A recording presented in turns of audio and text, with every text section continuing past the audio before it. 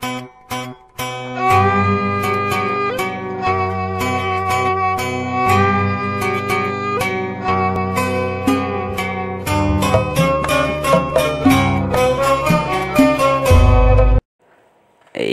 assalamualaikum warahmatullahi wabarakatuh. Sampurasun.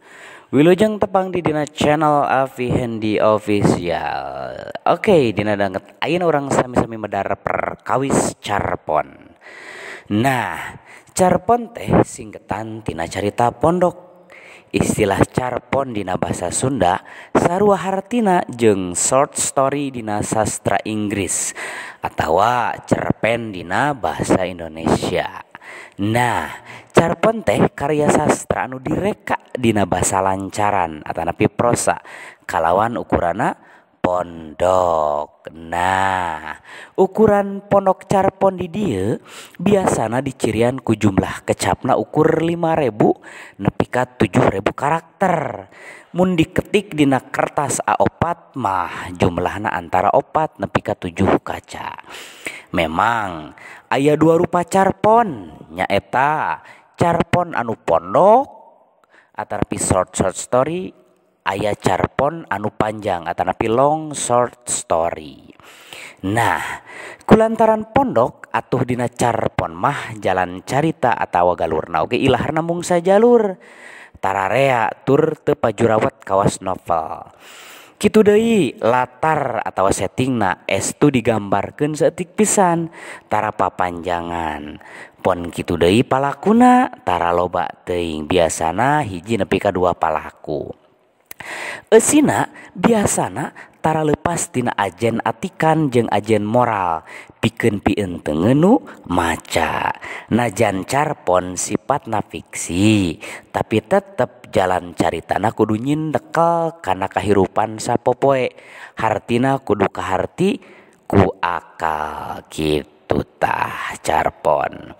Ena sawatara ciri-ciri carpon. Nu kahiji wangun karanganana pondok. Lajeng nu kadua sifat caritana naratif jeung fiktif. Nu salajengna eusina kaharti ku akal atanapi realistis. Lajeng biasana nyaritakeun hiji kajadian. Salajengna jumlah palakuna diwatesanan. Lajeng eusi caritana nu muwuhkeun sikap anu positif kanu maca ku ayana ajen atikan, ajen moral jeung ajen-ajen nu liana kitu tah.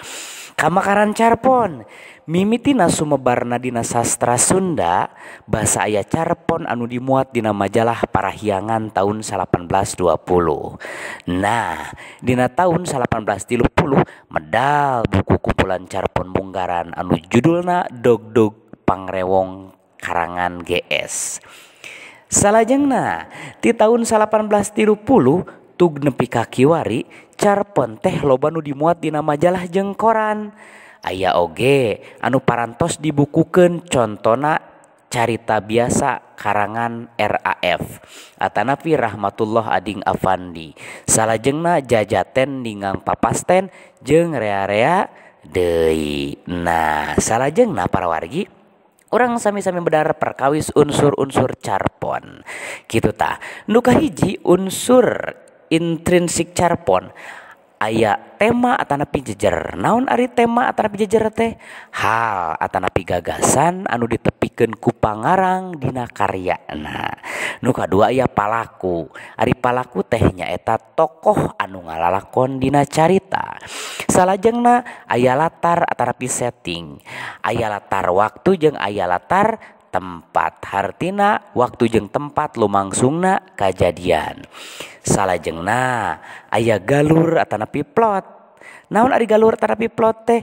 Jalana carita atawa runtuyan carita.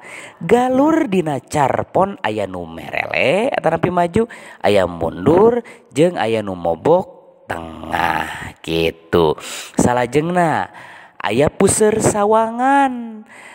Naon ari puseur sawangan? Sawangan anu dipake ku pangarang minangka sarana pikeun midangkeun tokoh tindakan, latar, jeung peristiwa anu ngawangun carita.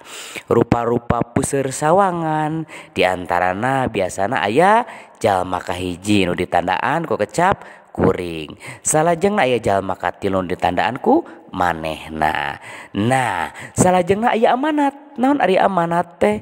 Amanat nyaeta pesen anu hayang ditepikeun ku pangarang kanu maca. Tah eta rupina panginten pedaran perkawis carpon atanapi carita pondok. Nah, salah sawios aya judul carpon atanapi antologi kumpulan carpon kenging Kang Hadi AKS, judulna Oknum gitu ta. Salajengna aya kumpulan cerita pondok nu dikarang ku Aan Merdeka Permana gitu. Oke, aya nu disebut kumpulan carpon mini Sundanya di pulpen nepi ka Pajaratan Cinta gitu. Salajengna aya Tukang Kembang, aya Impian jeung rea deui kitu ta parawargi perkawis carpon. Rupina sakitu pedaran dina dangget ayeuna perkawis carpon. Penak deui dina pedaran-pedaran nu sanes. Ulah hilap like, comment, and subscribe channel Api Hendy Official. Cag ah.